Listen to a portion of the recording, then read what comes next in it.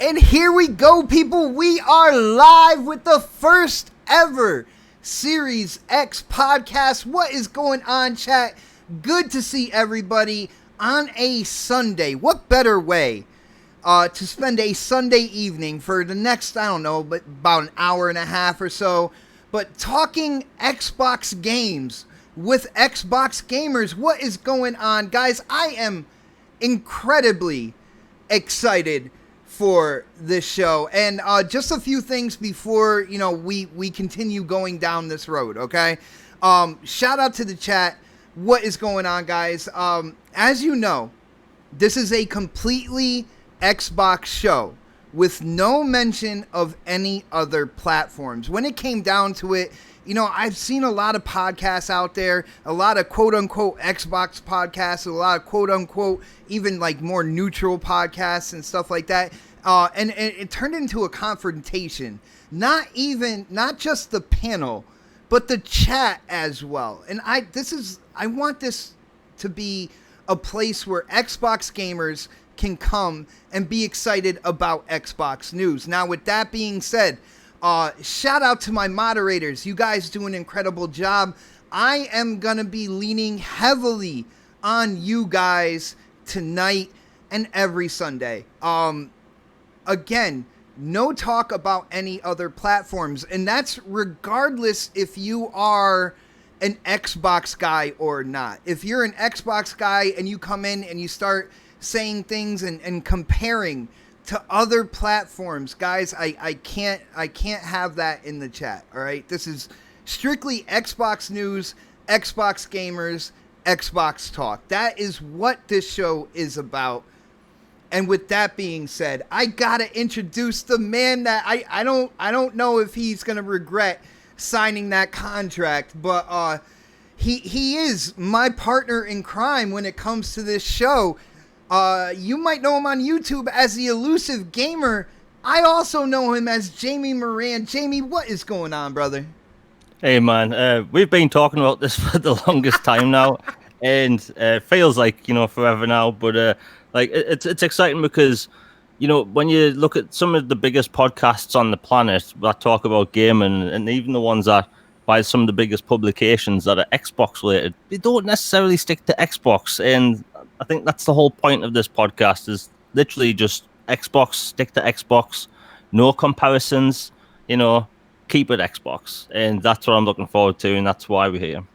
Nice, brother. Nice. I just had to put my first user in timeout. Yes. I have a feeling my pointer finger might end up hurting by the end of this show. But yeah, and again, when it comes again to other podcasts out there, and shout out to them, all the other podcasts definitely doing their thing. Even when it came to Xbox podcasts, I was looking around for different Xbox podcasts. Now, I will say, shout out to Randall Thor and Jez Corden, because I believe that they have one of the best Xbox podcasts out there with Xbox 2. It is one of my favorite podcasts to watch.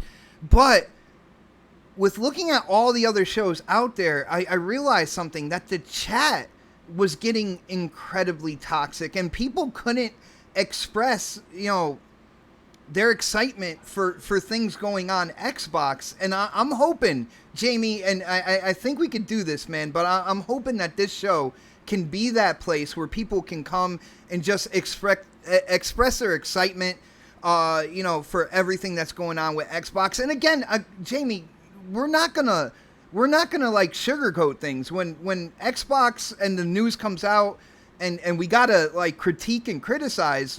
Correct me if I'm wrong, Jay. We're gonna go in on them, right? Oh yeah. I mean, look, people know online that I prefer Xbox, but at the end of the day, I'm gonna say things I'm annoyed about. Like, for instance, it's 2020. I don't like Upload Studio and how it's not been updated, and that's me being honest about it. And for things to change, people should be critical without being overly critical, and I think there has to be like people have to be fair, and I don't think complaining all the time on Twitter about something gets anything done, but being civil about stuff does. And yeah, no sugarcoating, just being civil. Nice, brother. And on that note, I think it's time to get into the topics. And since we have Battletoads gameplay going on right now, I think the first topic should be Battletoads! Jamie, man, I have been waiting for this game to come out for a long time. Even within the whole thing, at one point in time, people tried to rumor that, the game was canceled and all that good stuff. This game got a lot of flack when it was first shown for its art style and whatnot. So, Jamie, I gotta ask you, man, have you got into and played Battletoads yet? I have, and I think my take on it will be pretty interesting because so I played the original over a friend's house back in the 90s because I had a Mega Drive.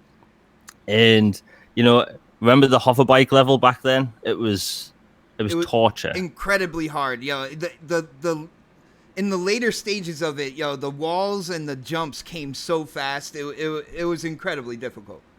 Yeah, so when we saw the new trailer last year for it, I was thinking, hey, these new hoverbike levels look really cool now. It looks fun. So I started playing it when it, went live, and I love the art style because I grew up in the 90s as a kid, and with all those, cartoons back then, from Earthworm Jim to Sonic to pretty much every comic, every cartoon back then had this sort of sharp, stylized look, and this has that. And the humor, I like it. But as I was saying about the game looking fun, I got to the hoverbike level and I nearly snapped my controller in half. Really? Oh no! Like, I was so frustrated because all I had to do was move left or right. That's all. Nothing more, nothing less. And I was failing constantly, and I was trying to catch those jewel things in the air. And no matter what I did, just fail.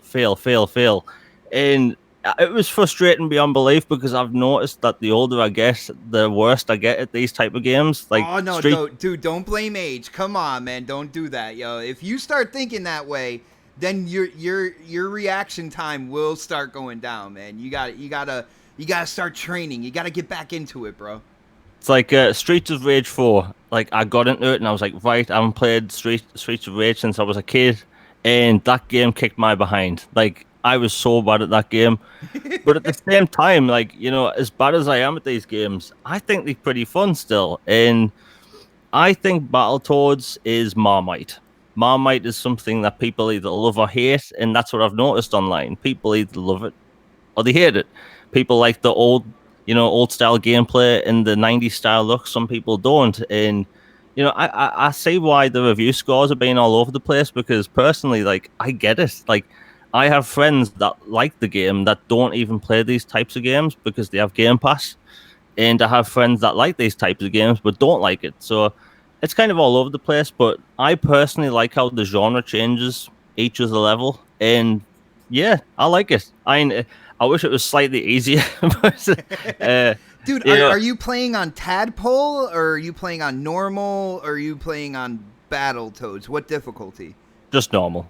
Normal? Like, yeah, I try not to put games on easy. Like, I play first person shooters on hard mode just for a challenge, but then there's games like this, and I'm just like, I'm sweating. On normal, it's like, it's not giving me a chance, you know? But I like it, I'll push on through it, and, those hoverbike levels, dude, frustrating beyond belief. Dude, if you think that's frustrating, have you tried it in co-op yet at all? No. All right, so here's the thing. You were playing single player, so if you got hit, another Battletoad would jump in, and you were able to keep going, right? Yeah. All right, when you're playing co-op, because the gameplay that you're seeing right now is me and the 12-year-old twins playing co-op. I recorded it, which is why you see a couple kind of like double images here when it comes to like the alert and stuff like that. I didn't take it off when I was recording, which is that's me. I'm a lazy bastard sometimes. But when it's co-op like that and you have two other people, dude, when one person gets hit, that's it. Yeah, next person gets hit, they're done. And then if the final person gets hit, you start all over again, dude. It's like, it gets incredibly intense when it comes down to it. I do have to hit some super chats real quick. Shout out to my brother, Sir X-Man. I believe you are the first one hitting up the super chat on the Series X podcast. He says, Xbox only, everyone. Xbox. I think that's how he meant it. I'm not sure. But he also hit up a super chat and he said, Battletoads makes me want to drink my your blueberry moonshine. No, dude, you are not allowed to drink that. Jamie, me and Sir X-Man were playing golf. We were playing Golf Club 2019, and he was drinking some of that blueberry moonshine. And I swear, by the 7th hole, he was wrecked. He was wrecked. Yeah, dude. By the time we got done with 18 holes, he's like, I'm going to take a nap. So he's not allowed to hit that blueberry moonshine, man. Shout out to O Snaps as well, yo, like plastering the chat with stickers. What is going on, O Snaps? Good to see you in the chat. Moderators, I hope everything is going well. So when it comes to Battletoads, I really like the art style, and I like the sense of humor. The first time I saw Rash in an adult diaper because he was up all night, trying to plot a way to be famous again. Jamie, what did you think about the humor in this game? Is it up your alley, or do you tend to go different? Like, what did you think about kind of like the writing and the humor in this game? So I like animated shows where they lean into like the more adult, oriented stuff. So like Rick and Morty, Final Space, that kind of thing. Okay. And this does that for me. When you see the nappy and it's full and he sits down, he's like, "No, we're standing." It's like I like the humor because like I was worried that the game would be or the story would be too childish, like child friendly, but they're leaning into being more adult oriented, and again, it reminds me of '90s cartoons where they were laced with all these innuendos and jokes and stuff that you didn't really understand as a kid, but now you'd be like, oh yeah, I get that. Like Ren and Stimpy. Dude, Ren and Stimpy was like blatantly not for kids, and then you watch it now and it's like, I get it. Dude, I got one of the 12-year-olds singing the Happy Happy Joy Joy song from Ren and Stimpy. So I figured they're about to be 13 in October, so I'm trying to introduce them to things like the Ren and Stimpy and stuff. When they get a little bit older, possibly South Park. But yeah, dude, the humor. You had, what was it, the Dark Queen doing the Ace Ventura, where she was talking out of her butthole at one point in time. I don't know if you saw that clip on Twitter, but somebody shared that on Twitter. Dude, it's right up my alley. And I'm glad it's up yours too, man, because there are some people out there, it's definitely, it's not for them. You know what I'm saying? Yeah. I mean, the thing is, a game like this is going to be like, people are going to be all over the place with it. And like a lot of people don't like that humor, but I'm not going to say it's niche because, again, Rick and Morty is like the biggest animated show at the minute, and that has the similar humor. But yeah, I mean, I like what they're doing with this. Like the only negative I can really say about it is that it should have launched with online co-op. Yeah, dude, that is the biggest downfall. And again, shout out to Delala Studios, because they shared one of my tweets one time, or they responded, and I started talking to them over Twitter, and I'm like, when I stream this live, you could know if you give me a follow real quick. And they followed me. I was really kind of like surprised. So they're really out there in the community, especially after their game launched. I think we should come together. If that's something we want, we should really let them know. Like, dude, why do you think it didn't have... I feel this game screamed online co-op. What if you had to come up with a reason, what would you think would be the reason why they didn't have that in this game, bro? Honestly, I have no idea. Because the thing is, like, it's 2020, the world's in a weird state as it is, and they launched a game that's couch co-op only, Like, I've seen my friends once in 6 months. Like, I've got no one to sit with on my couch to play this game with, It's just like, it's weird because you would have thought, like, months ago, they would have thought, okay, let's try and get online ready for day one. Or at least, in the day one patch or whatever. But it's just strange because I really can't think of a reason why they wouldn't have had online co-op. I don't know, and I definitely think that's something... I've seen a lot of people kind of tweet out to Delala as well, kind of asking that. I haven't seen a straight answer yet. So when it comes down to it, I hope that they just come out and say exactly why. I mean, I can come up with reasons, like when it's online co-op and it's like the space shooting. One of the players is controlling the gun while the other player is controlling the ship, and that there might be some type of lag involved or anything. But it's really, I'm scratching my head as to why they didn't put it in there, and then why they really haven't said why it's not in there. So I hope they do that, bro. Yeah, I think they'll put it in eventually, and hopefully soon, because as a game launches, it has like it rises and it dips off in popularity, and they have to get it out soon before people like start moving on to something else. No doubt. Now, brother, to top off this topic, I gotta ask you, and I'm gonna let people know what I think as well. When it comes to Battletoads, because Battletoads is in Game Pass, I know a lot of people in the chat, they have Game Pass. Would you suggest that they try it or no? Yeah, I think they should try it, because like if you have Game Pass, there's literally no barrier to entry. All you have to do is hit download and then play it. So yeah, like with any game, really, I think they should try it. It's like, that's the beauty of one of the things about Game Pass. It's like you get to try genres of games that you don't even like. It's like one of my mates hates RPGs, right? And he got Game Pass because I told him what it's about, and he only plays first person shooter campaigns and multiplayer, right? And he got Game Pass and he started playing The Witcher, and he was like, "This game's incredible." And then I told him about other RPGs, and then he started playing The Outer Worlds, and now I see him play RPGs almost every day.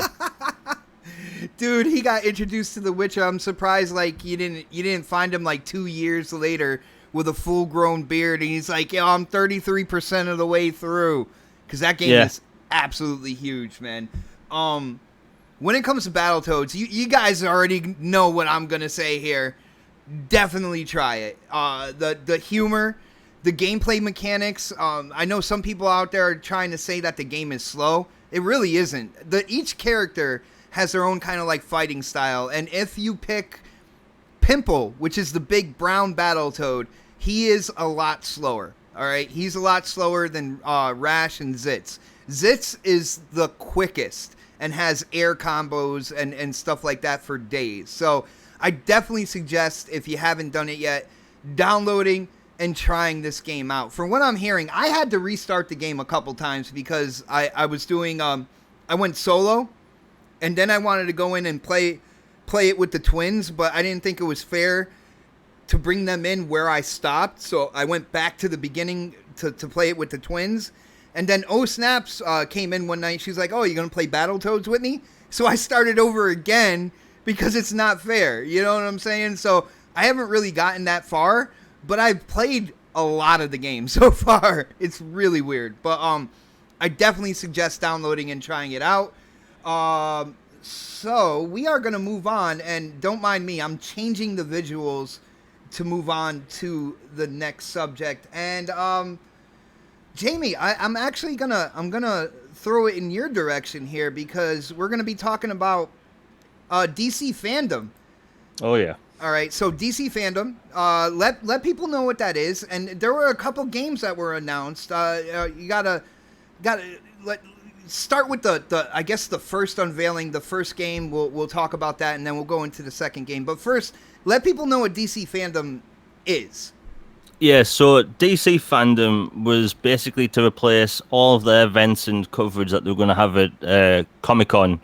And they basically had panels for all the TV shows coming, comics, games, films, and we had, new trailers and stuff for, Wonder Woman, the Suicide Squad trailer got a new trailer, and we had the Batman movie trailer, which dropped, and it was incredible.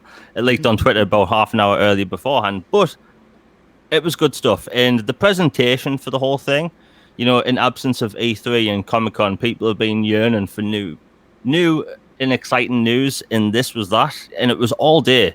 The only downside was that you had to go to the official website to watch it, which was a bit slow at times, but people were live streaming on YouTube at the same time, which is how I definitely was watching that until they did the old school Batman and Joker, and then all of a sudden they got pulled right off the air. I was like, oh no. But the production of it was good. They had all the celebrities there, talking about it. Then they had Zachary Levi on introducing the new Batman game, and the first game they showed off was Gotham Knights. Yes.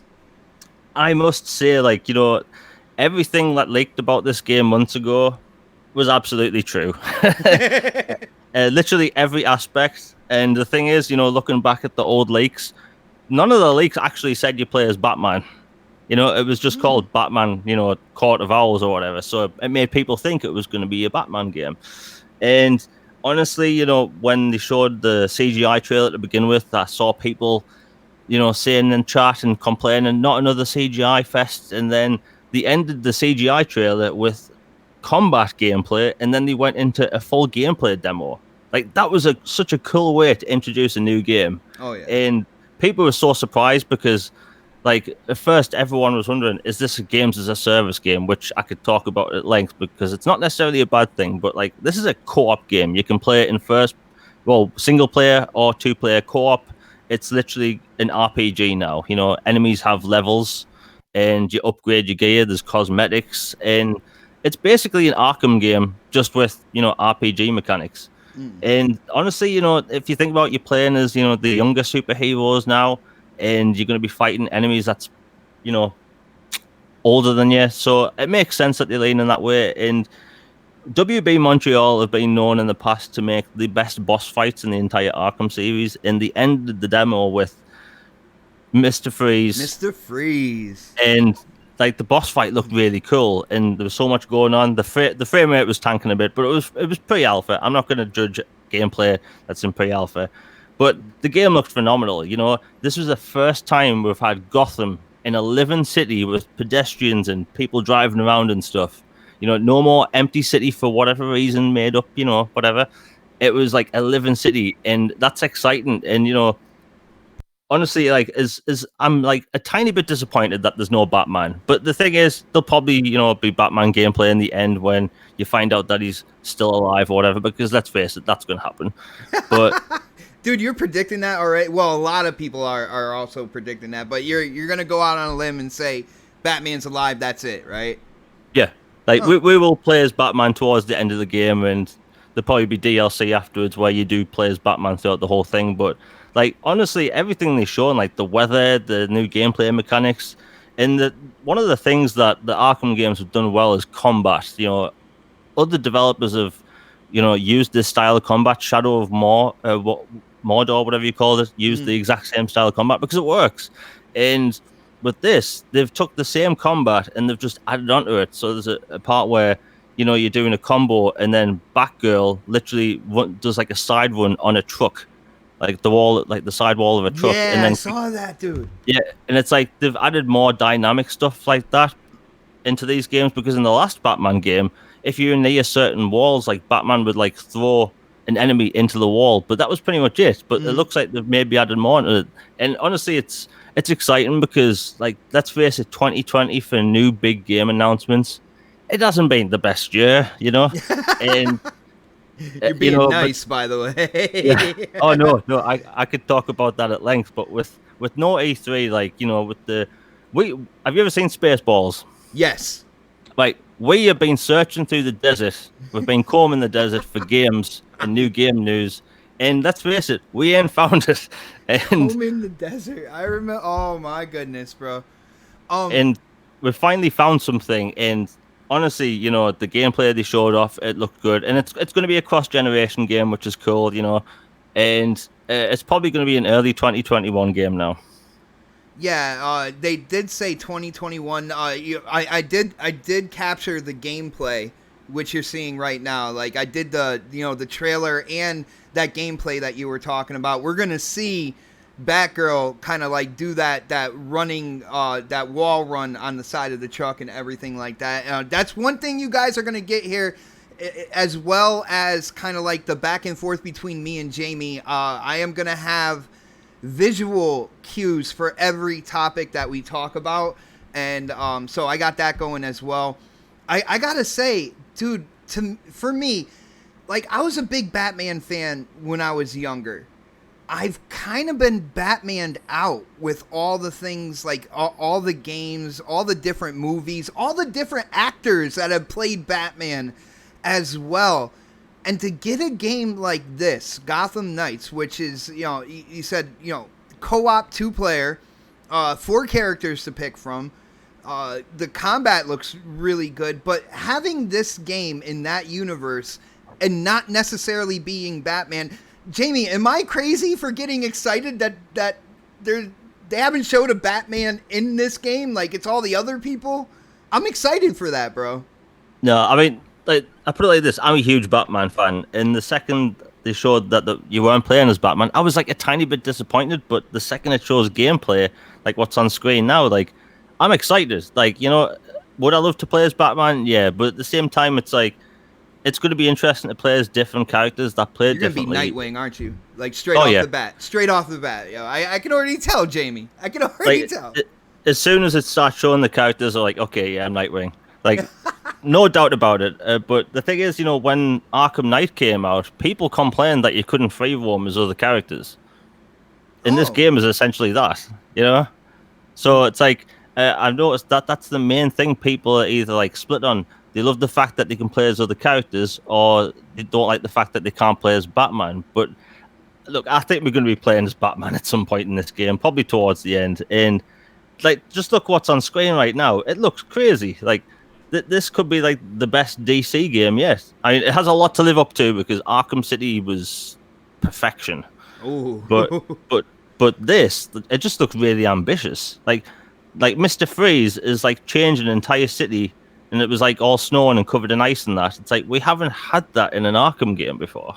Yeah, no. And I gotta say, like, I am really excited for this. Like, I went in, and Jamie, like, I'm gonna let people know, like, behind the scenes on Twitter, you're telling me, yo, you gotta watch this. You're the one who sent me the link to it, all that good stuff. You got me to watch this. Now, at heart, I'm a Marvel guy. I grew up. I've had DC and Marvel comics like in my life from the time I was 4 years old, and I always gravitated more towards Marvel. But when I did go into DC, a lot of it was Batman and that Batman universe. You know what I'm saying? So I'm really excited. You know, graphically it looks insane. They listed it for 2021.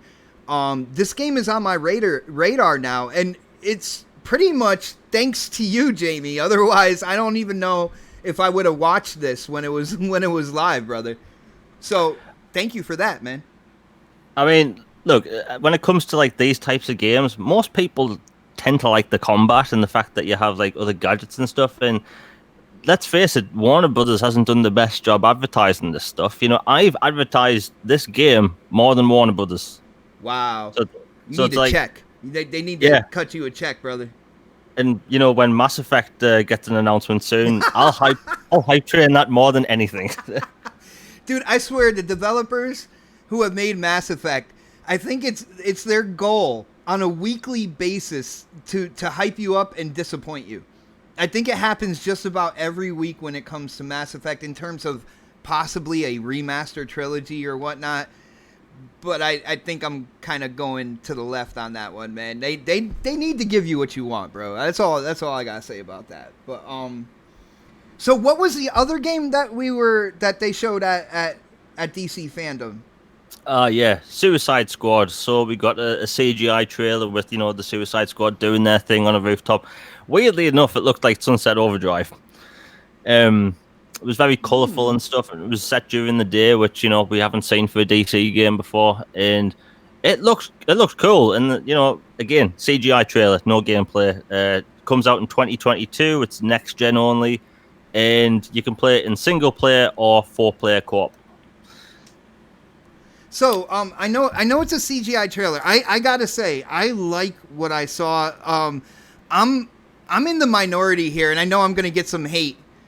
I'm gonna get some hate from the chat. I actually like the Suicide Squad movie, and when I saw that they're coming out with another Suicide Squad movie, and of course we all know it's directed by the same guy who did Guardians of the Galaxy, and he did an incredible job with Guardians of the Galaxy. So I got excited for that Suicide Squad movie as well, and then to see this trailer on top of it.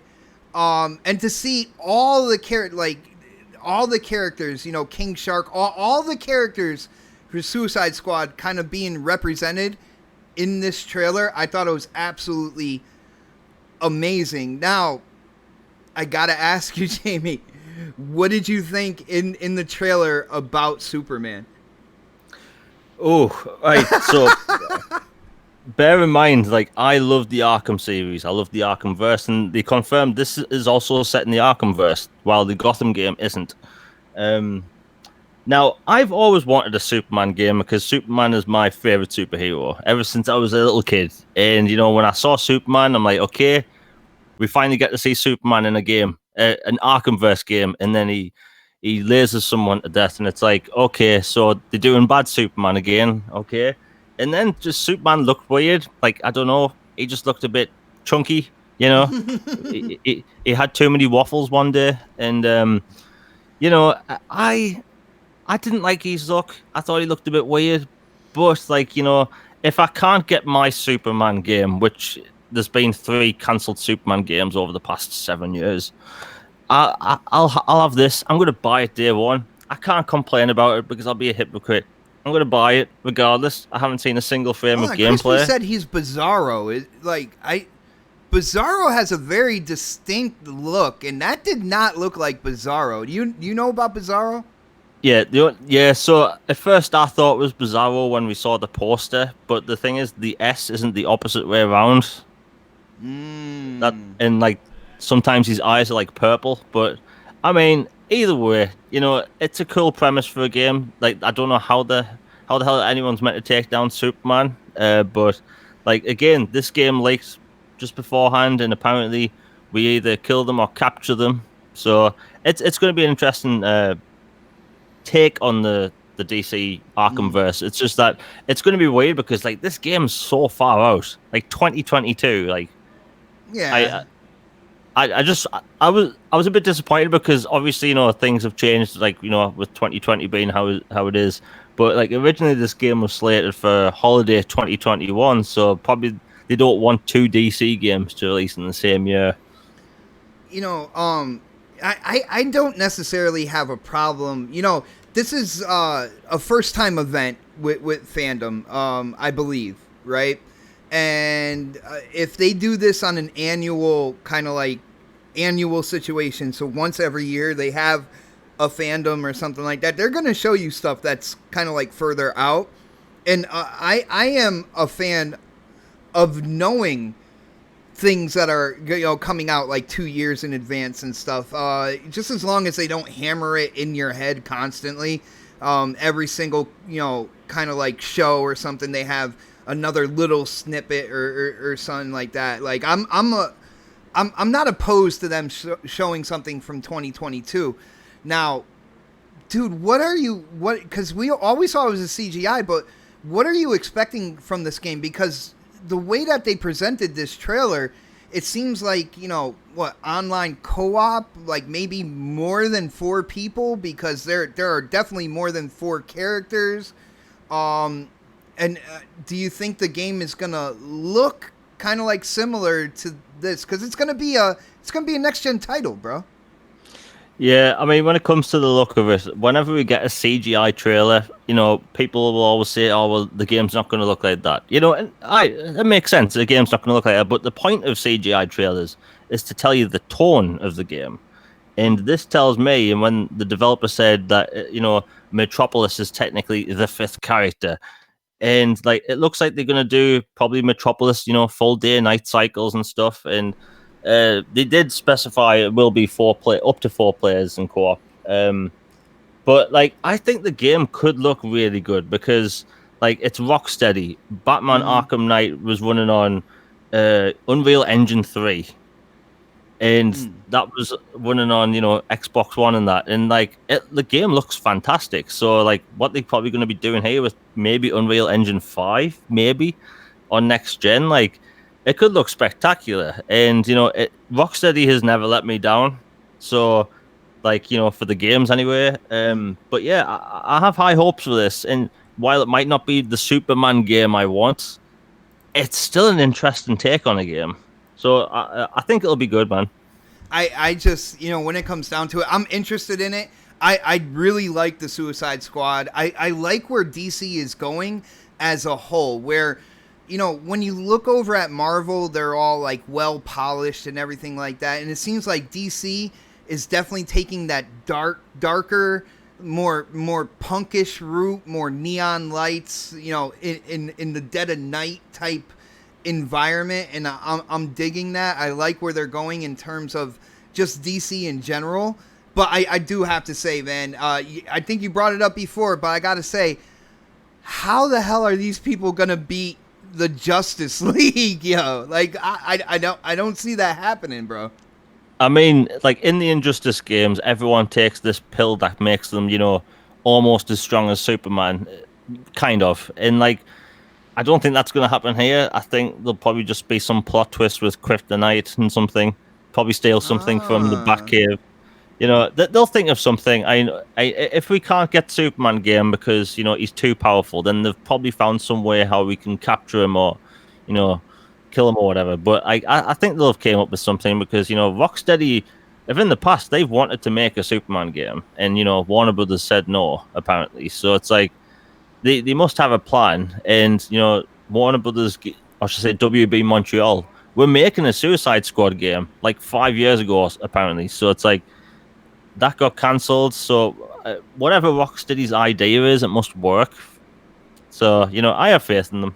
I got you. I'm sensing some twists and turns in that game when it does release. Like you're thinking you're going one way, and all of a sudden there's a complete left-handed turn, and the story goes in a different direction.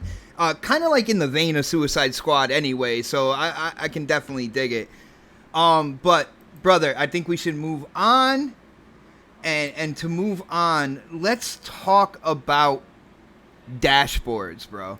I'm not sure if I put this in the chat. I think I put it in the chat for topics, but it's been unveiled, the new dashboard. There's been pictures taken. Not only that, there's been some information that has come out about the new Xbox dashboard that will be live when the Series X and the Series S, aka Lockhart, is launched. And we're looking at it right now.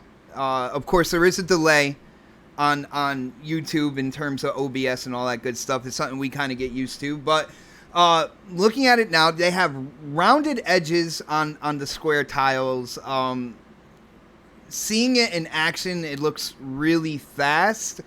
What do you think, brother, about the overall look of what they're doing to the dashboard? And with that, I gotta ask you, dude, is this okay with you, or would you have rather them kind of went back to the beginning and created a new experience when it came to the Xbox dashboard?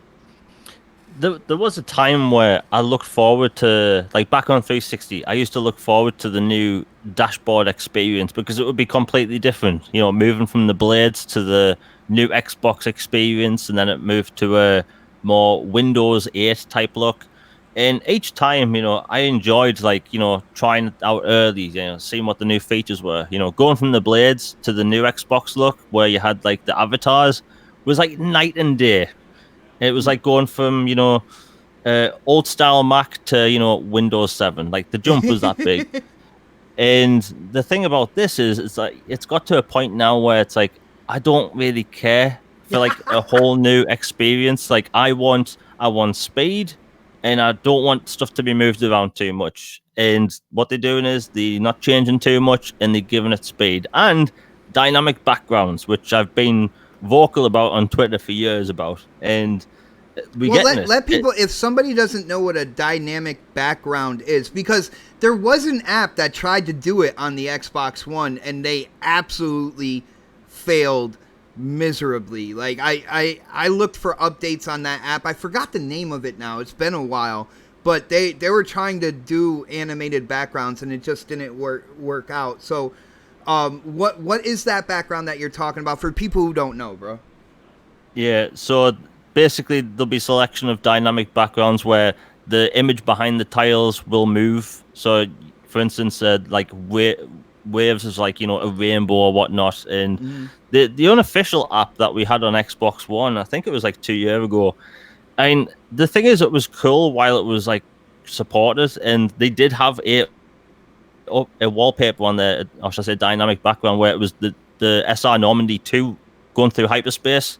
Really? And man, yeah, it was the best thing in the universe. Like, I'd turn my Xbox on, and then there would be the Normandy flying through hyperspace. It worked for you? Yeah. Dude, I could not get that. I don't know what. Maybe I was doing something wrong or something. I could not get that thing to work. Oh, TDX is the app name. Shout out to Dragonheart Yobi, a member of this channel. If you couldn't tell, he was using the emoticons that you can use if you become a member. Shout out to you, Yobi. It was TDX was the app. Yeah.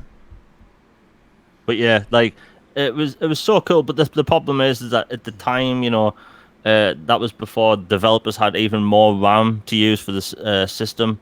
It's like the problem is it actually slowed down the menus. So it's like you were getting something cool, but you were taking speed away, and it's like that's why people didn't like it. And then they eventually, stopped supporting it and was removed. But it was up for like 6 months while the wallpapers weren't working. But we're getting it officially now. And we'll probably have a small selection. And I hope Microsoft listens to feedback, because people want dynamic themes, but we also want game-related themes. Yes. And I'm sure they'll listen to feedback. They'll probably put them in the store or something, because I think on the 360 they used to do themes that you could buy. But yeah, I mean, it's a cool idea, because it's pretty cool to have dynamic backgrounds. Like, why do people have screensavers? It's for the same thing. But again, with all the RAM the next gen's having, it shouldn't be an issue when it comes to UI speed. Nice, brother. And I do gotta say, I like it. And it's not unprecedented for a company to kind of use a similar design and upgrade it when it comes to the dashboard with coming out with a new console. This isn't like the first time this has happened or anything like that. Jamie, I'm with you on this, man. As long as it's quick, as long as it's reliable, as long as it's, dare I say, snappy, you know what I'm saying? I am really down with it. I want to make sure that, you know, capturing my game clips and stuff like that is really easy. Doesn't take me out of the game for too long. All that good stuff. And it seems like that's what they're aiming for here. And you know, I gotta appreciate that. I think it's gonna be good. Everybody who has had an Xbox One, you know, up until the release of the Series X and the Series S, you're gonna be familiar with the layout, so you're going to be able to find most of your stuff right off the bat. You know, you take your Series X out, you plug it in, you're going to know where you're going. Dude, I think people are underestimating that. What do you think? You're going to know exactly where you're going and where to get to your games and stuff right off the bat. You're not going to have to read a manual. Is that good for you? Yeah. I mean, the thing is, you know, it's like, why do people stick to certain phones? Because, you know, you just get used to UIs and stuff. And phone UIs don't, you know, drastically change over time. Like, they get small improvements. And I'm completely fine with that. It's like when we went from the 360 with the Windows 8 style look to the Xbox One in 2013, like, it was kind of similar. But the thing is, we were missing lots of features. Like chat was all messed up and... It just wasn't the same. You couldn't even have wallpapers for the longest time. And, you know, Microsoft, they got their, you know, UI to a point now where people are comfortable using it. It's fast and snappy now, especially after the last change. I think we're gonna start hashtag snappy on Twitter when it comes to the dash, bro. And I just like the fact that, you know, it's just going to be faster. Like when, I think it was Austin Evans that had the Xbox, you know, Series X reveal on his channel, like he was showing like the UI speed, and it's like that's the main point people talk about when it comes to UI. It's like it looks good now, so we just need it fast, and it's going to be super fast. And while it's fast now, it can always be faster. So I think people are going to be fine with it. Like, you know, I think the whole point of buying a new console isn't to get a new UI. You know, I think to buy a new console, you want your games to look cool and fresh. But you don't really buy a new console to think, okay, let's buy this $500 box for a new UI. It's like, no. Like, no. I hear you on that, but then there is a part of you that wants everything new. And again, I'm cool with this, though. I'm cool with this. I'm cool with the controller design as well, because with the controller, you know, the Series X controller, they're talking about more eliminating latency when it comes to hitting the button and seeing that button press do something on your TV. So, like, you know, the controller's cool because I think it already fits comfortably in the hand, stuff like that. Dashboard, yeah, you know, just make it quicker. Adding the kind of like animated backgrounds is really cool. They definitely have to support that and put out animated backgrounds, you know, from the games, the, you know, first party stuff like that, to really, you know, motivate people to try that out. But I'm cool with what they're doing. I think it's gonna be pretty cool. I'm just hoping for quicker. I think I'm in the same boat with you on that one, brother, as well. Just hoping for quicker. But so we'll see where that goes, you know, in the coming weeks. I am an alpha tester, so when it comes to the dashboard, because this dashboard is coming to the Xbox One and the Series console, so, you know, I'll be able to test it out before it goes live. I'll definitely tell people what I think. Possibly do a live stream when they really put it on the Xbox One and I can get my hands on it and stuff like that. I do want to give a shout out to my brother Swazi, who is in the chat. What is up, brother? Always good to see you in the chat. But Jamie, moving right along, and this is something you definitely wanted to talk about, and I'm putting up the graphics right now. But Flight Simulator has come out on PC. And, yo, I swear, the PC, kind of like PC gaming community and reviewers absolutely love this game. Graphically and in terms of the gameplay and whatnot. I gotta say, yo, have you played Flight Simulator at all? Even though I've just bought a new PC, I think it would melt. I'm not gonna lie, like this is blatantly the new Crisis. Like my new PC is literally for editing, and I know for a fact that if I try to load this up, it would nuke itself. But I've been following this game for a while. You know, I've always wanted a proper flight simulator on console, and this is the first. And you know, while we don't have a release date yet, it's taken the world by storm because we haven't had a new flight simulator since like 2009 or something, like something ridiculous like that. And they've created possibly the best one ever. You know, X Flight or X Pilot, whatever it's called, an iPad, you know, has like 1 million downloads, like super popular. But like this is literally like photorealistic, all of Earth. It's using big map. I'm watching the gameplay right now, man. It just looks absolutely insane. And, you know, while the developers, you know, this is a PC game first, it makes sense because, you know, it's Origin's PC and, you know, you have 1,000 different buttons to use, so you kind of need the keyboard and mouse. But, like, people are loving this game that don't even play flight simulators. Like, and I've noticed this by a lot of big streamers and YouTubers. Like, they like this game because there's something Azobo's done is that they've made the game available to play for people that aren't, you know, realistic pilots, and that's something they had to do for this. You know, when it comes to console, it'll be easier for people to play because apparently this game works out. So with the difficulty, like you said, you know, the developers made this game so this way, even kind of like, you know, the casual kind of like gamer can go in and fly a plane. That's from the difficulty settings, right? Yeah, I mean, you can make this game as simmy as you want or as arcadey. Like, you can play this game on an Xbox controller, and apparently, if you put it on its easiest setting, it controls like GTA, like if you're flying a plane, and like that's a good thing. Like, you know, like for instance, when this comes to console, it'll, you know, support controller. Like, I think most people are going to play it on that mode and just, you know, fly to where they live first and whatever. And, you know, it's got challenges. It's got all the training missions, going from easy to, you know, ultra. And it's just impressive because, again, we've got to a point where this game can simulate real-time weather in-game to where you live. You can pause the game in real time and change the weather in real time. Like, it's pretty crazy what this game's doing. And the thing is, you know, people like photo modes at the minute. It's got this thing called active pause where literally you pause where the plane is and the entire world's just moving on, doing its own thing while the weather's changing, there's traffic on the ground moving, and you can literally, you know, go into a drone camera and take photos. Like, it's quite amazing what they're doing with this game because, you know, think about it. This game was announced a year before its release and it came out. People love it.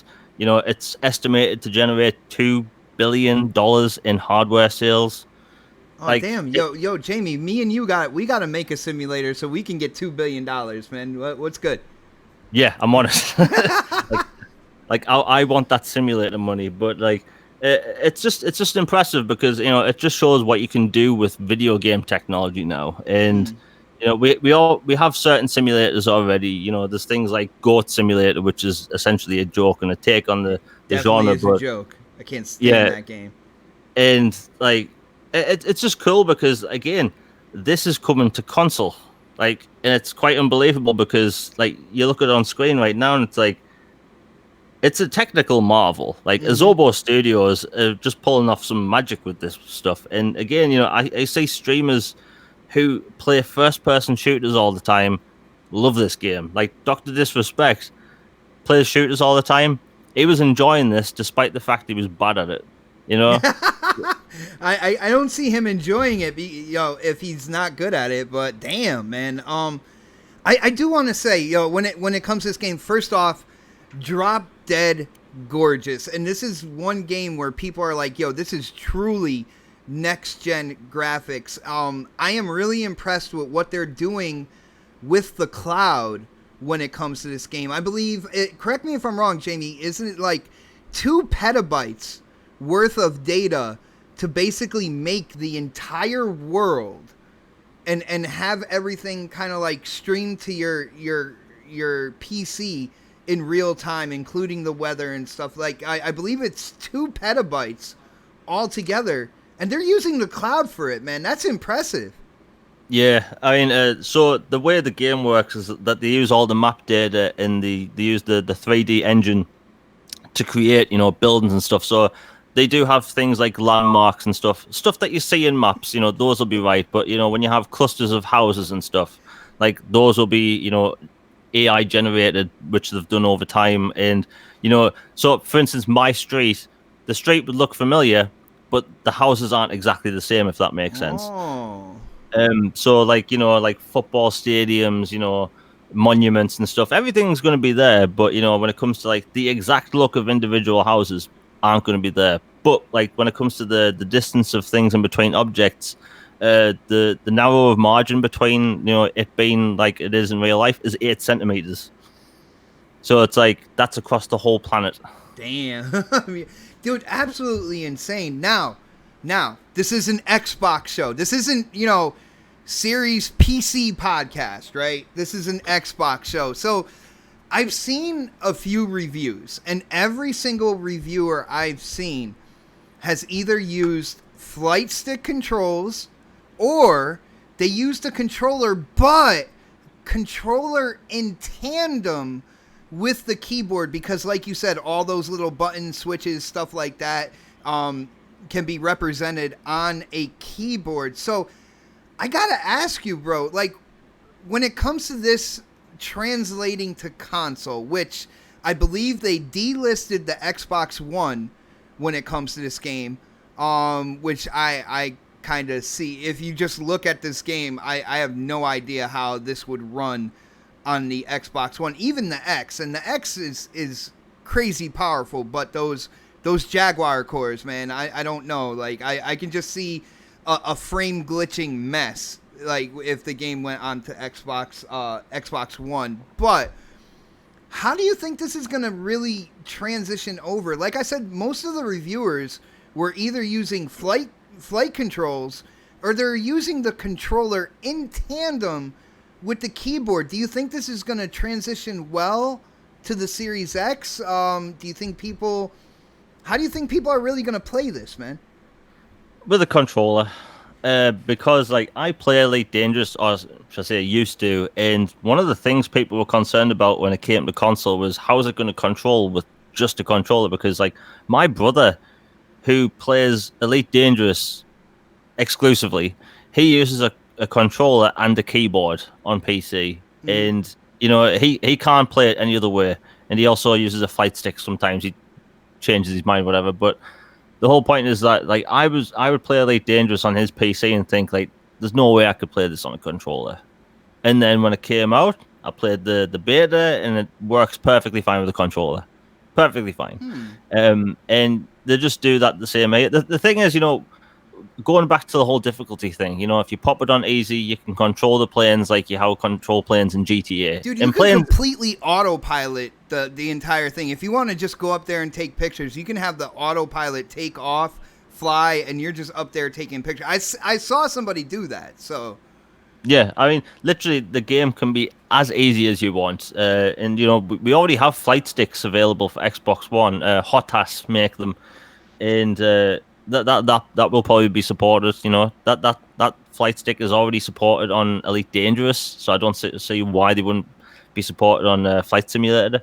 I think the controls will work.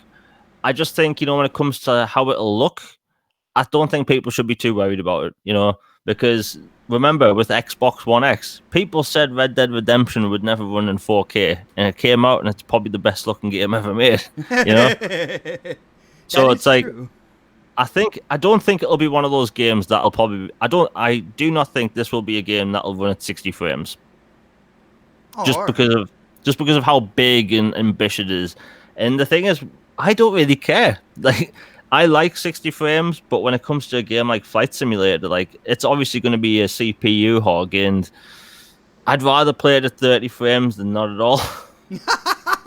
I'd rather have some type of playability than, oh, damn, man, I wish I was playing that right now. Now, Jamie, real quick, it's come out, information has come out, developer came out, and, they were talking about adding content, adding third-party content, adding VR support, of course, to PC. And then they stated that when it comes to this game releasing on console, they don't really have a date, like, set. They're doing all this other stuff. They don't really have a date set for it to release on console. Now, I got to ask you what you think about that. And I got to throw in, do you think that this is possibly because the release date for the Series X hasn't been announced yet, and maybe when that's announced, they'll say, okay, now it's going to come to the Series X at such and such a time? Like, what do you think about the third-party support here, and what do you think about them not having a date for this game to go on to console?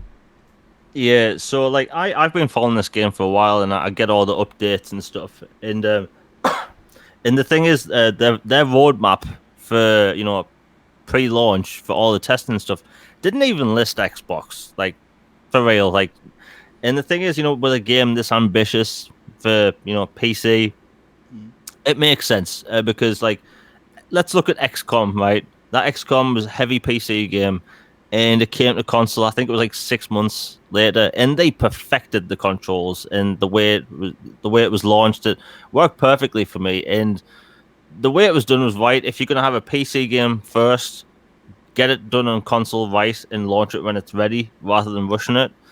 And that's the same here. And the thing is, it's not exactly like brand new news, but it's like it's not really been out there. It's like the VR thing's been known for a while. Like the popularity of this genre, or it's getting bigger. People want to play this in VR, and I can't imagine the rigs people will need for this to be in VR. Probably need some like 2 supercomputers. But like I don't think it's much to worry about, because like the game was going to get third-party support regardless when it comes to different aircraft and stuff. The mod support was already announced before the second trailer came out. And VR, well, they've been interested in VR since like mid to late 2019, so it's like it's all been on the cards. When it comes to VR, man, I know you've heard me on other shows and stuff like that. Like Xbox, I feel Xbox really needs to get on the ball and have a VR headset. Like when it comes down to it, Phil Spencer said that when it came to the Xbox One X, and we never saw that. And I feel like there's an empty promise there that needs to be fulfilled. At this point, I don't care how niche, the VR gaming space is and stuff. Like when the head of a division comes out and says something, I think they have to follow through with it. And I really feel like Xbox, they need to come out with a VR headset and finally fulfill that promise. I mean, I don't know. What does the chat think? Do you guys think that, Xbox needs to fulfill that promise, bring VR to Xbox, whether it's the One X or the Series X? Let me know in the chat if you guys think that there is an empty promise there that needs to be fulfilled. The whole VR thing I think is interesting because excuse me. I think it's interesting because, like, I can't use it. Right, the second I use VR, I get motion sick. Like, it doesn't matter what I'm playing or what VR headset I'm using. So, like, I'm out of VR, but at the same time, I know that there's a market for it, and I think VR. Uh-oh. Jamie, are you there? Just has to support that headset and have games in the store. They don't necessarily. Hello? Okay, you're there. All right, you're back. Oh. You disappeared for a second, man. I don't know. Yo, freaking Hangouts loves doing that to me. I don't know why. Oh, well, I think Microsoft can have VR and just have third-party developers supported with software. Like, they don't necessarily have to put development into games, And I think they should just do it that way. And, I see a lot of people say Phil lied. It's like, is there a difference between someone lying and changing the mind? Like, because think about it. When the Xbox One X came out, there wasn't a lot of VR games. Not a lot of big ones, or good ones, shall I say. But over time, the library's gotten bigger. And I think on next generation, especially with that hardware, I think they should support VR. And they don't really have to make, Halo VR or, Gears of War VR. They can just literally just have a headset supported, let you plug it in, and fill the store with all these third-party games. Because at the same time, people have to ask developers of these VR games, say that they want these games to come to Xbox. Because I see all these people tweeting Phil all the time, asking for support. And the problem is that I don't see enough developers asking for Microsoft support on Xbox. And that's the problem. So, like, for instance, Beat Saber. Beat Saber is one of the most popular VR games. And if people want that game to come to Xbox, they don't ask Phil for it. They ask the developer, hey, can you put that on Xbox? And that'll push the developers to, mention things to, like, Phil and stuff. And it's like, you have to push the developers to want to put it on the platform rather than the other way around, Yeah, Jamie, when it comes down to it, I think if we mix both, kind of like what I said and what you said together, for the people who really want that virtual reality experience on Xbox, I think like going to Xbox and saying that, this is what you want, and going to developers saying, hey, talk to Xbox real quick because we want that here too. I think that would get it done. I did see in the chat somebody said that VR is coming next year. I'm kind of leaning that way too, yeah. Yo, Brian Baker, what is up, bro? He's like, someone say VR? Yo, shout out to the over 200 people watching right now. Guys, if you are entertained, if you are excited for an all Xbox podcast, hit that thumbs up button, share this out, let people know this is our first episode, me and Jamie Moran, aka the Elusive Gamer, with a completely Xbox show. On that note, Jamie, I think we got to move on, and I think we should move on to the newest rumors when it comes to Halo Infinite. Now, with that, I do want to state, again, these are rumors. The way I state for any rumors ever, I'm like, these are rumors. But I believe it was on, well, first off, Jamie, did you see like the newer rumors, what was going on Twitter today? And I think it was somebody on, what was it, Reddit? Yeah. The thing is, I look for rumors and stuff all the time, and people post random things on Reddit all the time. And it's like, you have to take these things with a pinch of salt. And I don't know if I believe it, to be honest. All right, because real quick, I want to throw it out there for people who have been living under a rock, and if you're an Xbox gamer, you know about this already. Halo Infinite has been delayed until 2021, and I believe it was on Reddit, but somebody came out stating that 343 and Xbox, first off, they're thinking about dropping Xbox One support for Halo Infinite, meaning that when it does come out, it would only come out for the Xbox Series S and the Series X. So no Xbox One support on that game. Not only that, they talked about, because they would have to go so back, kind of like backtrack in development and go back to like the core of the game, that this person suggested that there might be another delay incoming and the game would actually come out in early 2022. Now, Jamie and the chat, I will let you know, I don't believe that latter part of it. All right? Because when it comes down to it, there is a year of development time that they have right now. Actually, more than a year, because they announced the delay and they're working on it now. Within a year, so many things can happen. They can get ahead of schedule on things. They can find a certain shortcut in terms of game development that actually speeds up their process in terms of, changing the game the way that they want to change it and kind of representing it out to the world. So when it comes to a delay until 2022, I don't necessarily believe that. So Jamie, with the delay, and we'll get in. We will get into. Sorry, that was my phone. We will get into like the dropping of the Xbox One, but just in terms of the delay, what do you think about that rumor? If you had to put money down on yes, it's going to be delayed, or no, it isn't going to be delayed, and let me know where you're putting your money and kind of like why, bro. Yeah, I don't believe that's going to get another delay. I think it's way too early to say that, yo. Yeah, I mean, think about it like this. It's August 2020. They've delayed it to 2021. No month, just a delay to 2021. So they essentially have a year and 4 months. Like, I think we're going to be fine, you know? The thing is, you know, I've said online before that I think the gameplay looks awesome, you know? The gameplay looks fast.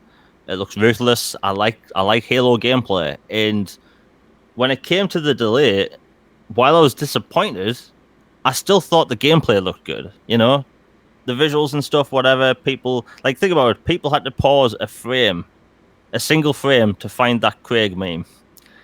Like that. That's how much people scrutinize gameplay now. And you know, that game could have looked better. Everyone could have said that, and them saying, "Oh, the game would get ray tracing after launch." It's like, okay, bit weird, but okay. And then when they delayed it, the thing is, I've seen publications say that the game should be delayed, and then when the delay came, people said, "Does the delay hurt Xbox?" It's like, well, pick one, you know. And I don't think it'll get another delay in 2022. But the real interesting thing is that they were talking about what it would be like on, you know, launch Xbox Ones and Xbox One S's, and I think it's potentially not going to be on those consoles, just because I've seen statements from Phil on Reset Era and whatnot saying that, you know, games are going to be supported for, you know, by first party for the next year. And well, he said 2 years technically at the beginning of the year, so that means to the end of 2021. He actually said, the first time he said that, he said between 1 and 2 years. And a lot of people, they like to go to the latter on that one because, within their narratives, it's pushing it out longer. But, you know, between 1 to 2 years, which I think that fits, because I think Forza Motorsport is going to come out before 2022 as well. And I think, you know, because one of the developers already had a playable version at his house, and he was playing Forza Motorsport. So I think it's between 1 and 2 years would be the right way to say that. Yeah. I mean, think about it. The Xbox Series X comes out this year. And if it gets support for 1 year, that goes up to, let's say, October, November next year. So, in essence, they wouldn't have lied. They would have literally released Halo for next gen. Like that's the reality of the situation. And if they can't get a game to work on Xbox One without compromising it too much, then they shouldn't release it at all. And I've seen reports also from Phil Spencer and other people saying that developers aren't necessarily locked down to making current gen games as well. So it's like, I think it was just like a blanket statement for people with Xbox Ones that have just bought them, for them to feel confident that, okay, for the next year, we are getting games still. And by the looks of it, by everything that's announced, that's still happening. So, you know, I don't think Halo will get another delay. I do think it may not come to base Xbox Ones and S's. All right, you said I do think it may not. Like if you like, and I'm gonna go on record, and I'm gonna say that is exactly what they're gonna do. That, you know, when it comes down to it, they're gonna go back into the development. They're gonna kind of, you know, drop kind of like the lower asset development that they were working on when it came to the original Xbox One, the One S, and even the One X, and they're just strictly gonna go Series X. And Jamie, one of the main reasons why is, first off, I think it's coming out holiday 2021. I've never seen a true Master Chief Halo come out any other time than the holiday. So I'm already putting my chips in on holiday 2021, and I think they're gonna drop kind of like the lower assets. And the reason why is if you're looking at that, then that's already 1 year. And if they're talking 1 to 2 years, it's like they do want people to slowly go over to the Series S and the Series X. If you're cutting a year out of that game's life being cross-gen, I mean, why not just put it on the newer hardware and that's it? You see what I'm saying? Yeah. I mean, the thing is, 343, they're using a new engine. Things take time. And look, I'm disappointed we're not getting it this year. But at the same time, it's like, this will be the 4th Xbox, and this will be the 3rd Xbox without a Halo launch. The 360 had a launch, no Halo. Xbox One, no Halo. So I think it's going to be fine. I just think, it's just, it's a bit disappointing that it's not going to be there. And, I think we will find more. I do think it will be a holiday 2021 game. Just gives them more time to get out Jay, there. Do you agree with me? Yeah. Nice. The thing is, like, it's unfortunate for companies like Mountain Dew and whoever makes cookies in the US, like, that they have all these packets with codes on, Well, Microsoft is paying them back for that right now. I can almost guarantee that. They're like, you didn't fulfill your side of this bargain, so we need some of our money back. And, I really feel like they gave money back to these companies like Monster and all that, Oh, yeah, because, like, think about it, like, places like, or should I say, companies like Mountain Dew and Doritos and stuff, like, all these companies, they pay a lot of money to get them Halo stickers or pretty much anything, right? So I don't think they're going to sit on these cans of Mountain Dew for a year and then next year just release those cans and think, oh, that tastes a bit funny, I think it'll work out. Microsoft will give them the money back, or they'll just work out a distribution deal for next year, and it'll all be fine. The only thing is that people were looking forward to it. It is disappointing, and there are people at Microsoft. They are disappointed that they don't get to launch their new next generation console with a new Halo game. Like, the prospect Dude, of that. They really wanted to do it again. They really wanted to have Halo at launch, man. You know it had to, like, when it came to 343, when it came to, like, Aaron Greenberg and kind of like the marketing team and Phil Spencer, everybody over there, it had to break their hearts to be like, damn, we gotta delay this now. Yeah, I mean, it's disappointing, but like if you think about it, like, when the Xbox One X launched, like, Microsoft literally treated that as a new generation. Like, if you go to YouTube and watch like the 4 or 5 hour stream, the way they treated that and the way they were excited about it, like, was essentially like a new generation. But they didn't have a huge game to launch with it, other than I think it was Forza 7. And when it came to this Xbox Series X, like, you can tell, like, they showed that thing off at the Game Awards. They're proud of this product. They wanted to show Halo off on this day one, but it wasn't ready. And the thing is, if you look at all the games coming this next several months, there's still a lot to play, and there's a lot of games coming out that look fantastic, and they're going to look amazing on Xbox Series X. Like, you have Assassin's Creed, Cyberpunk, although that might be getting a later update. There's tons of games coming out. When it comes to CD Projekt Red, I think we can all agree we'll say the game is coming out when the game is out. Like, they will take their time. They will make sure, like, the game is running as best as it can before it releases. That's what I think anyway when it comes to them. Yeah, I mean, the thing is, every day I see people worried about Cyberpunk delays, and there's already memes about it. Like, I go on Twitter on the day, I'm saying, okay, let's see this yellow page saying why we're delaying the game again, and then you get Rick rolled. But yeah, like, I think it's going to be a good holiday for people to look forward to for games. It's unfortunate that a lot of games are being pushed back. Bloodlines 2 was pushed back a week before Halo. Dying Light 2 hasn't had an official delay yet, but it probably has some point, or will do soon. It's like, a lot of games are getting delayed, unfortunately, but given the current circumstances and where the world's at, I'm not really going to act like it's the end of the world. It's unfortunate, but I'll move on. It's just like, all right, nah, it's a huge shot because Halo is such an iconic franchise, like, right up there when it comes to the tops. When you say video games, like, there's a few names that pop up. and Halo is right there. So for people, if people are like, well, I'm not disappointed, I'm not sure if you were a Halo fan at that point in time. I will say, yo, my brother Crispy Bomb is calling me out in the chat. He says Bot won't play Gears multiplayer, by the way, but he wants me to play Halo and Destiny. Crispy, there's a difference. I played, Gears multiplayer, and I will do Horde mode, but when it comes to competitive multiplayer, it's not really my bag, baby. But when it came to like Halo, you said you never really got into it before. When it came to Destiny, you said you never really got into it before. So I was trying to encourage you to spread those wings and try something new. That's what I was doing, brother.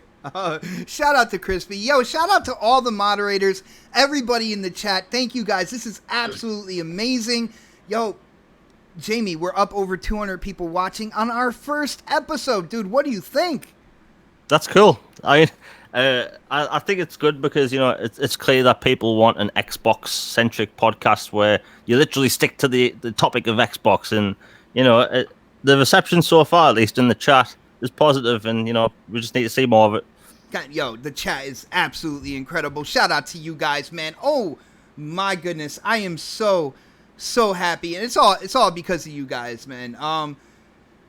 But I don't know. I think we can move on from Halo here, and we only got a few more minutes. So Jamie, I wanted to tackle that topic that we were talking about off air.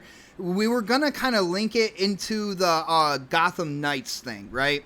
But I think this would be a great topic to kind of bring everything around and wrap the show up after, these thoughts and opinions. So if you look at what they're doing with Halo Infinite, they were talking about a 10-year game, basically. And I know we've heard that before when it came to Destiny 1 and Bungie. They talked about Destiny 1 being a 10-year game. And for people who don't know what that means, it means that, you go through the story when it comes out. But over time, they will add more to the story. They will add more game modes. They will add more things for you to do and such, keeping the game active. So instead of every 3 or 4 years coming out with a sequel, they're talking about adding more to the story and more to multiplayer experience as well. Now, not only that, if you look at Forza Motorsport, they took away the number for that, which also suggests more like a game as a service. Now, you kind of roll that up with Game Pass, right? And you think about it, Game Pass, it's a monthly subscription. They want people in there. They want people engaged. So I see Microsoft, I see Xbox putting out more games as a service, more things like when it comes to Halo, adding on story content. Like, we're looking at this general right now, and I feel like that general is kind of like the boss to the end of Halo Infinite, but then over time, they're going to bring in another part of the story that keeps pushing forward, maybe going to another general, maybe, Atriox is more of a presence, and you got more of a story going that way. And of course, with Forza Motorsport, I think a racing simulation screams game as a service, kind of like the way an NBA game or a Madden game, like I know Madden comes out every year. I know NBA 2K comes out every year, and I also know there's a huge community. It's like, why not just update the rosters and keep going with like the game I bought last year? But no, they come out every year to get your $60 or whatnot. So, Jamie, how do you feel about games as a service? And with looking at Xbox, I don't think it's going to be all the games. I mean, we saw the trailer for like Hellblade 2. That is not going to be a game as a service. I can almost guarantee that. But what do you think about them kind of using their first party here, their Halo, their Forza, and kind of having the game kind of evolve over time and add story and add things to like, in racing game, adding cars and tracks and stuff like that? Do you think this is a good move for Xbox and the Xbox gamers out there, bro? So I'm one of these people. I don't necessarily think that games as a service is a bad thing. People can point at a lot of games and say, look, that was done bad. But the thing is, look at Assassin's Creed Odyssey, right? That game was a single RPG with no multiplayer, and it came out with expansions, and there were microtransactions for cosmetic items. And in a Ubisoft earnings report, they refer to that game as games as a service. So I don't really have a problem with the term games as a service. But I'll get the Forza stuff out of the way first, because the Forza thing's actually pretty interesting.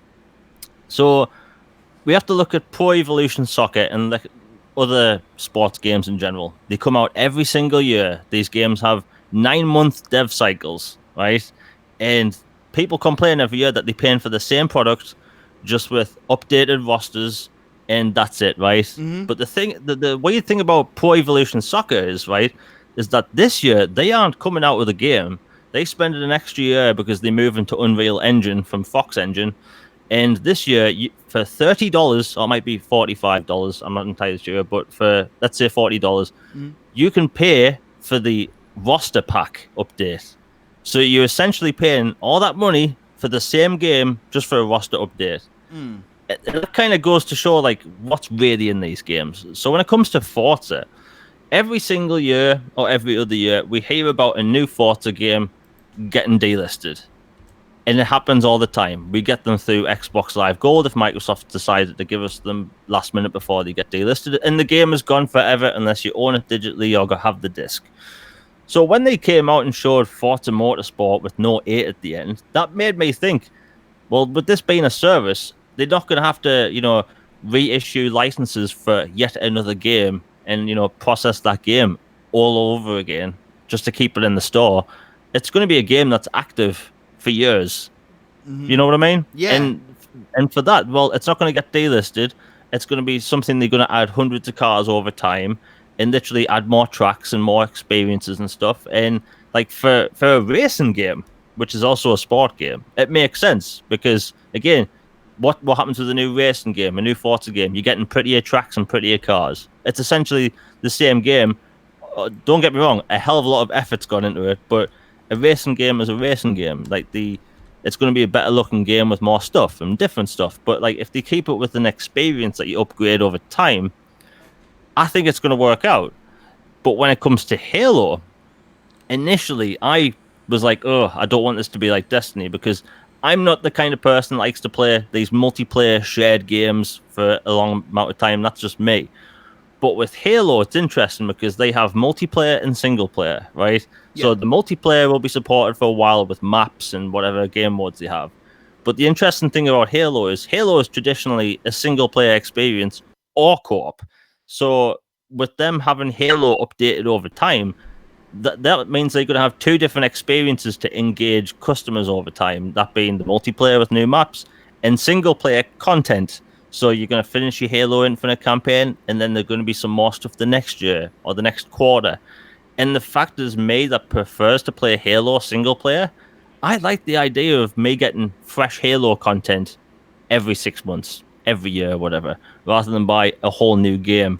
And it's different because we live in an age where gamers need to, be stuck to that game for X amount of time.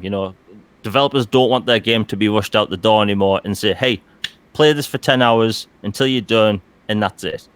Game developers want you to literally be on the game every day for months. Oh, trust me, I'm a Destiny gamer. I know that. Bungie wants me playing Destiny 24/7, man. They got this whole kind of Solstice gear kind of grind going on, and moments of triumph where I can get new badges for my character, and the grinds can be absolutely ridiculous. They just want you in there playing that game constantly. Now, Jamie, I gotta say, when it comes down to it, because people have given a lot of flack, they've given a little pushback here when it comes to Halo, being a quote unquote 10-year game, and Xbox only cares about Game Pass.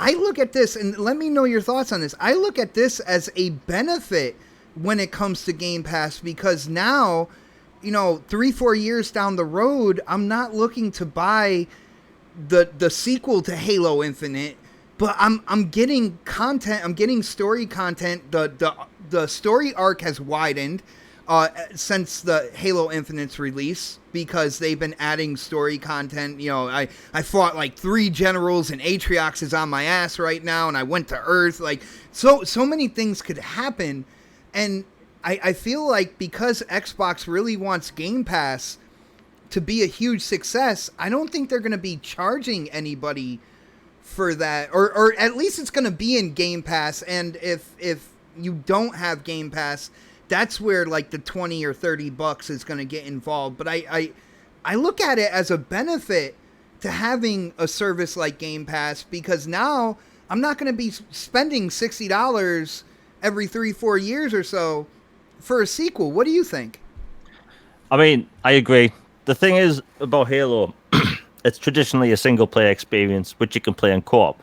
Yes. So, like, I don't think they're going to do Destiny-esque style content. I just think it's going to be more content that's Halo-related. So, like, when we saw the map opened up, there was multiple different objectives, you know, gun batteries to take down, air batteries to take down. It's like, I think that's what they're going to do. It's like, it's going to be single-player stuff, which you can obviously play in co-op, but it's going to be just more single-player stuff. You know, not doing the same stuff to get better armor. Like, it's going to be, I think the way it's going to work is essentially expansion packs that are basically free, and people will be roped into the whole multiplayer mechanic of, you know, the multiplayer mode, big team battle and all that stuff. And I think it's going to be beneficial to the game, because think about it, the wait between Halo games is like several years now. And the thing is, when this Halo Infinite drops, let's say holiday 2021, you're not going to have to wait 5 years for another Halo game. You're going to have to wait maybe 6 months or a year for another batch of Halo content. I'll give it like a year or two, because I think it's going to be another kind of like full arc. You know what I'm saying? Like, we got this one general that, you know, he's coming towards the end of his military career. He's grown restless because things aren't challenging, and like just like we saw in you know, the gameplay reveal. He's like, but now he has the Master Chief, and this is going to be his glorious last fight. I feel like that is the story of Halo Infinite. And of course, Atriox is going to be there in the story, but I don't think he's going to be, he's not going to be the focus of Halo Infinite when it first drops. But over time, give it like another year or two, and then there's a whole new story arc from the time that you beat that general to something else. Like, I like that idea, brother. Yeah, I mean, and the thing is, with all the different enemies they have now, be it with like the brutes, the elites, the jackals, everything, the Covenant, you know, you have the I forgot the robotic ones. It's on the edge of my tongue. But not Forerunners, Prometheans. Yeah, Prometheans, like all the different enemy types they have now, they can mix up so much, like so many different things now, and like they'll probably put boss fights in, you know, scarab fights, which we haven't seen in the longest time. It's like they have so much that they can do with expanding on the game over time. And as someone that plays primarily Halo single player, I love the fact that I'm going to get new content. You know, I don't like waiting 5 years in between games, and if that means I'm going to get more content regularly, even if it's like a year and a half apart, I'm cool with it. Yeah. You know, because I don't necessarily think that games as a service is a bad thing. It's been done bad in the past, you know. Call of Duty's had some really bad microtransactions in the past. Some games force you to buy shit that you don't need. Pardon my French. You know, there's... Oh, dude, French is accepted on this channel. You're good, man. Okay. Well, bear in mind, I'm from the northeast of England. I've tried my best not to swear. You're doing a great job, by the way, bro. That was the first one, I think. But I put it like this: like, I think games as a service can be done horrendously. Like EA, they've messed up in the past, but they've also done good in the past. Mass Effect 3 had perfectly well done games as a service back in 2012. So I think, you know, you can have good games as a service. Mm-hmm. It just has to be done right. And if Microsoft, you know, puts these games in Game Pass and people support them, you know, people like them. And this is the thing, you know, people will say, but what about games as a service games only being in Game Pass? You know, Gears Tactics has 0 games as a service content at all. You know, Avowed, no games as a service content. It's literally called a single player RPG, a traditional single player RPG. It's like, I think with a game like Halo, people should expect online support and Forza online and support. But like when it comes, like I put it like this: Gears 5 came out in what, October last year, and I still see people asking for single player DLC. This is essentially what they're doing for Halo, you know? Yeah, yeah, and basically, if you have Game Pass, and it's just automatically going to go in there, and you know, a lot of times people point to Halo as being, you know, innovators within like the first person shooter space and stuff like that. I feel like, because I don't think they're going to do it the same way that Bungie did it with Destiny either. I'm in that same boat with you, brother.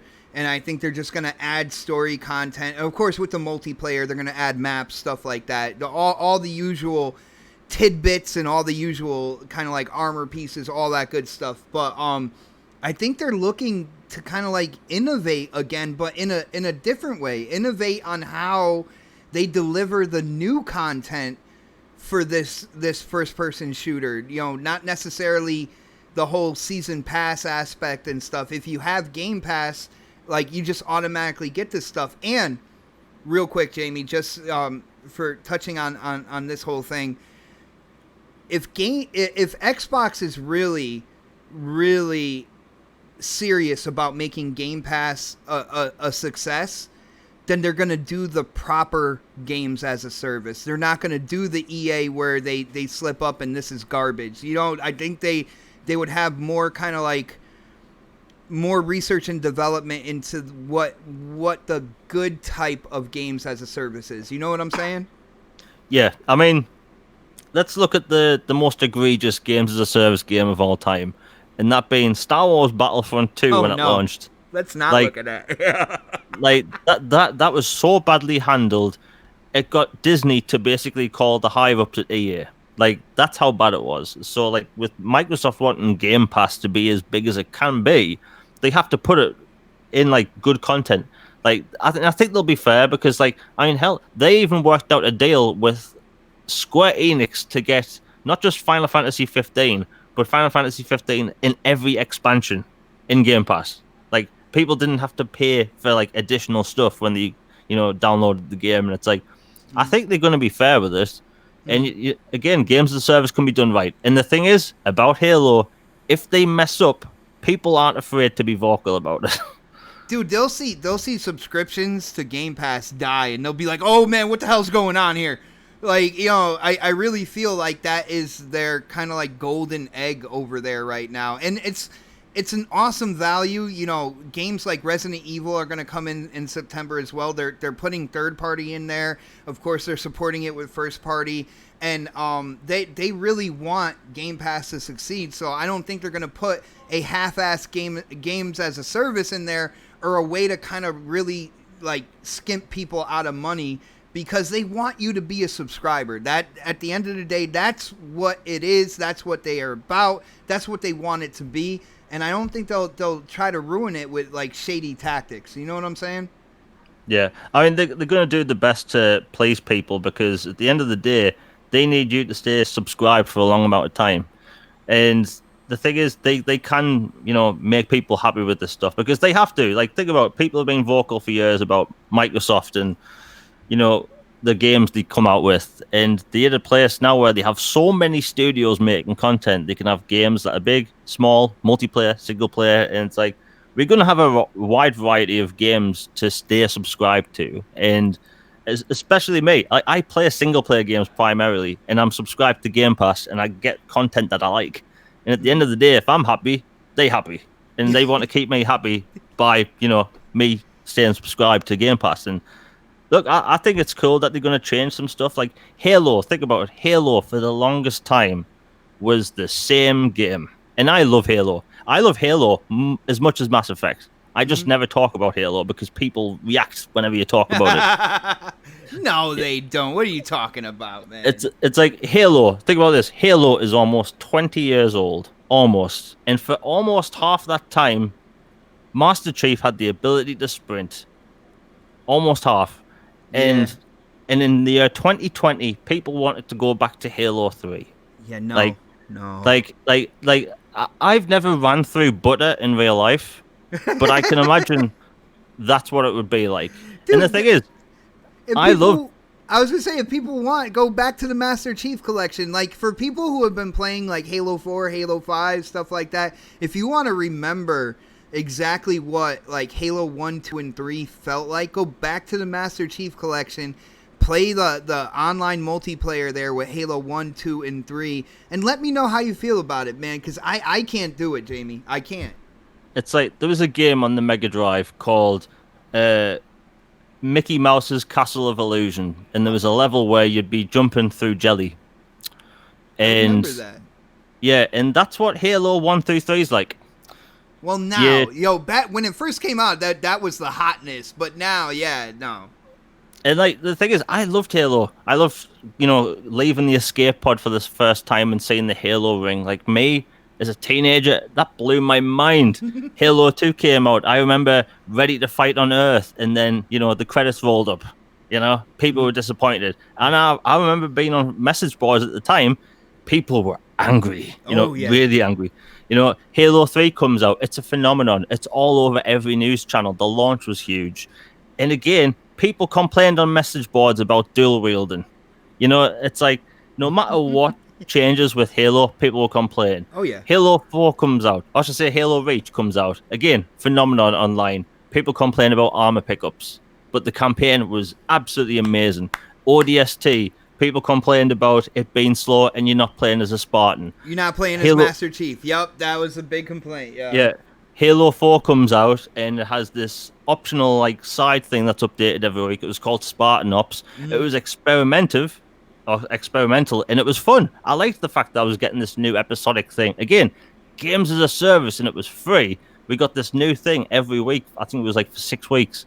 And, the game, Halo 4 on Xbox 360 looked amazing. It was one of the last games on that console that pushed graphics. And again, you could sprint in that game. People complained that you could sprint. People complained that a superhuman that cost billions of dollars to make complained that he couldn't, that he could actually sprint. Like, imagine watching Captain America, but he couldn't run just because. Yeah, no. Like, a super soldier should be able to run. Like, come on. But people complain. And here's the thing, and I've barely been vocal about this. When Halo 4 was teased last year and we saw Master Chief and we saw the old style armor, I was disappointed because I don't like that old style armor anymore. I like the Halo 4 style armor where it's more tactical and realistic. But if I complained about the armor, I become what I've disliked for 8 years.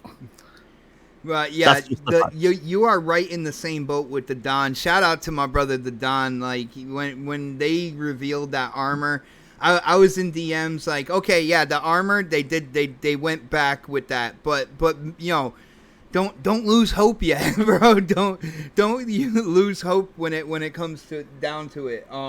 I preferred the newer style. I thought Halo 4, I thought the story was absolutely phenomenal. The ending before Halo 5 came out, that ending brought a tear to my eye. Not only to my eye, my oldest son as well. When we beat it together, he didn't know what was happening, and we beat it together, and it brought a tear to his eye as well. That story was so emotional. It was absolutely amazing. And if I gotta say one thing to 343, when it comes down to it, there's a certain part of the Halo community that is never going to be happy anyway. So, 343, if you're hearing me right now, just make your Halo. Just make your Halo, and if you have a vision with the game, put it out there, and we'll experience it and see what happens. You know what I'm saying, Jamie? Yeah, I mean, here's the thing. Like, I want a developer to make the game they want. I don't want them to make what a mob wants. It's like, if I put it like this: Deus Ex, Human Revolution came out in 2011, I think, whatever, and it came out. It's amazing. People love that RPG. But when the sequel came out, they corrected a few things. They added the ability to clamber on objects. They added the ability to sprint, like how you could in other games. Mm-hmm. Do you know what happened about that game? No one complained. They made it modern. And I see people complain. Like, imagine having YouTube channels for years and complaining about all that stuff every day. It's like, I like games to change. Like, if Mario had never changed, would still be running using sprites and running right constantly. Like, that's the reality of the situation. Like, games evolve, and I like the fact that Halo is evolving. Like, and personally, I think 343 storytelling for Halo was better in my preference. And the thing is, if Halo fans disagree with me, I'm not wrong and I'm not right. Neither are they not wrong or right. People have their own preference. Like, I love the fact that Halo 4 was a personal story between Chief and Cortana. Like, the story of every Halo game was essentially Master Chief, save Earth. And that was it. But in this, it was Master Chief needs to save Earth, but also while he was worrying about Cortana. And trying to save Cortana as well, man. Yeah, and it made the story more personal, and we got to know Chief. Like, Chief spoke more in Halo 4 than he did in Halo 1 through 3 combined.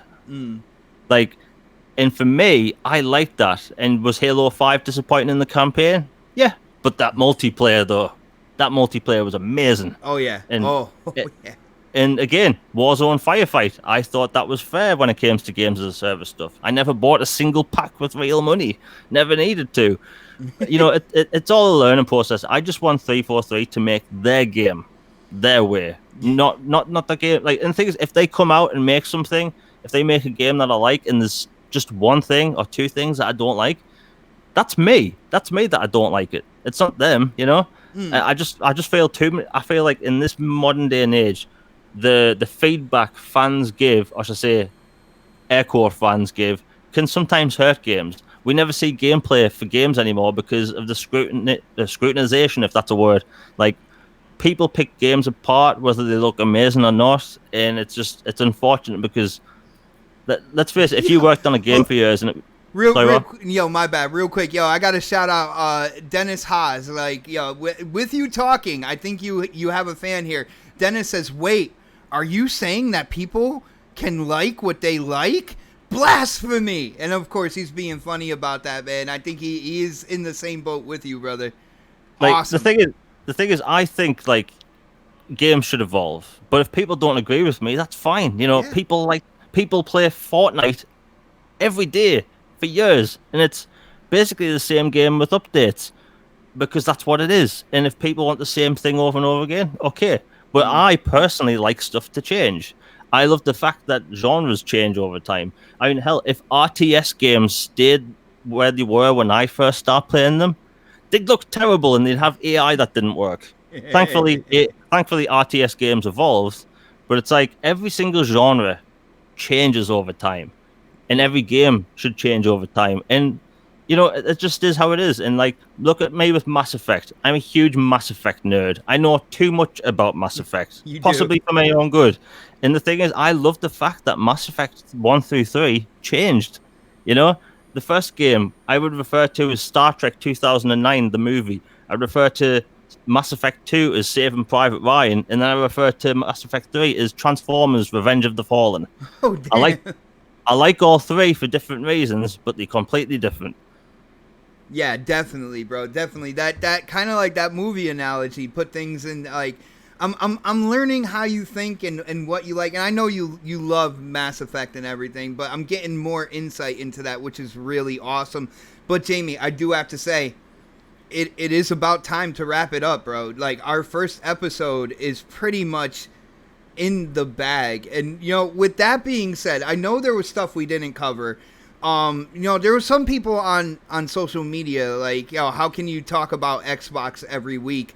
There is so much going on. Not only that, guys, I am looking for a third person for this show.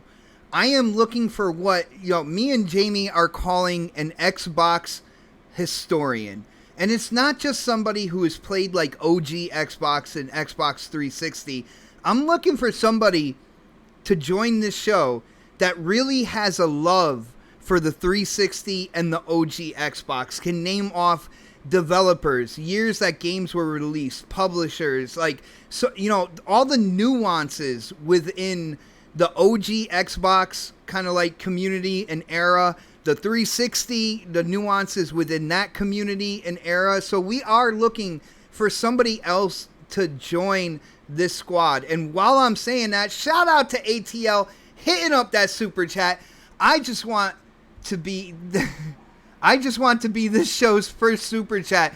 Brother, I appreciate that, man. I really do.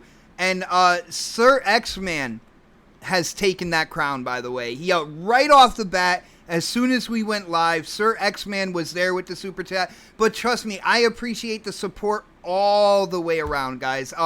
Absolutely amazing. I gotta give a huge shout out to the chat. We didn't know what to expect today. We had certain things that we wanted to do with this show, and we didn't know what was going to happen in the chat. And I got to say, you guys hit it out the park. Grand slam home run. You guys are absolutely amazing. I muted one person in the beginning of the show, and that was pretty much it. Jamie, what do you think about our new show, man? What do you think about the chat? Did you have to do any work? Because I did the most minimal work with the chat today, man. Everyone's been cool in chat from what I've seen. People seem to like the show. It's good to hear. And I mean, as chats go, this has to be the most chat tame content I've ever seen when it comes to chats. Dude, it was freaking awesome. You guys, you guys are the MVP today. But like I said, man, it's time to wrap it up. We're gonna end it on a high note, guys. We will be here every Sunday. I was going to say Saturday like I was doing next podcast, man. And next podcast got changed to Thursdays. I'm completely out of whack right now, Jamie. But, every Sunday, 6 p.m., all the Xbox gamers out there, if you want a place where you can just get excited, you can talk about Xbox news, you even criticize what they're doing, because it's not all about, hey, we love Xbox and they're just doing everything great. But, if you're an Xbox gamer and you want Xbox news and you want a place to be excited without all the hate, leaving that console war at the door, this is where you need to be every Sunday, 6 p.m. Again, Elusive Gamer, a.k.a. Jamie. I do have to say, I have to update the description below, because I got to get you in there. Your YouTube channel is going to be right on top of the description, so people know where they can go to check out your videos and stuff. But we're into our outros, man. So you gotta let people know where they can go and talk to you about Xbox. What you're doing in terms of your YouTube channel, where they can find that. All that good stuff, brother. Hey man, it's been an awesome show, man, and we've been talking about this for over a year now or something, and it's been awesome because the chat, for instance, the chat's been fantastic, and I've seen chats go pretty bad in the past, yeah. But people seem to enjoy the show, and it's good that we can actually talk about Xbox without mentioning other stuff, and it's been awesome. But yeah, my channel's The Elusive Gamer, where I post about Xbox stuff. I don't do fanboy content. I literally just talk about Xbox. And I'll have a video out either tomorrow or Tuesday with also having an Enslaved stream go up. And yeah, my Twitter's JamieMan UK, where I post about gaming and news and stuff. Nice, brother. And like I said, I will update the description by the time the full show is on my channel. Your YouTube, your Twitter, and everything will be in the description as well. Again, Jamie, I gotta thank you for putting up with me for so long, man. You are one of the coolest people I have met out here in gaming social media. I met K Mega through Facebook. Of course I met people like the Don and everything like that. But for you to put up with me for so long and still be cool with we're still doing a show. All right, no problem, man. I absolutely appreciate it. I love how grounded you are as a gamer. You'll share your opinion, whether it's good or bad. You will give suggestions on if you think something's bad on how to make it better. And I'm completely humbled, incredibly ecstatic to have you in with me on this show, man. Dude, thank you so much, bro. I mean, it's no problem. Seriously, I can't stress this enough. I'm one of the most chill people you'll ever talk to. I'm to the point where people have thought I've been stoned. I really don't care. I'm so mellow. I try to get along with everyone.